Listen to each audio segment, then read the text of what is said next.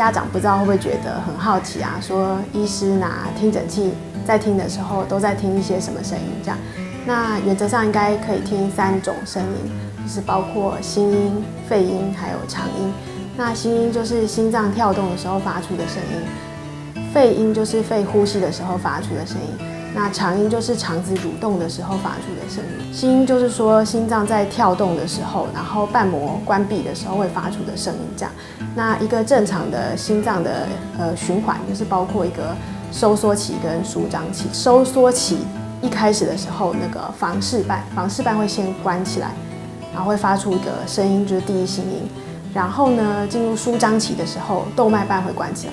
动脉瓣关起来的时候发出的声音就是第2心音，这样。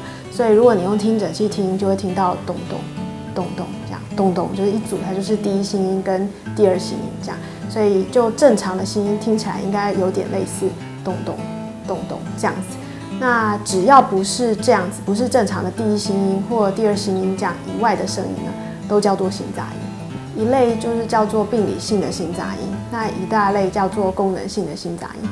病理性的心杂音的意思就是说，心脏有一些结构上的问题，包括可能是有瓣膜的缺损啊、逆流，或者是动脉瓣的狭窄等等的。那不过有时候就是结构正常的心脏，那血液在循环的时候也是会有一些血流就不明原因一些小的震荡发出的声音。因为这种就心脏结构没有问题，我们就会把它定义为功能性的杂音。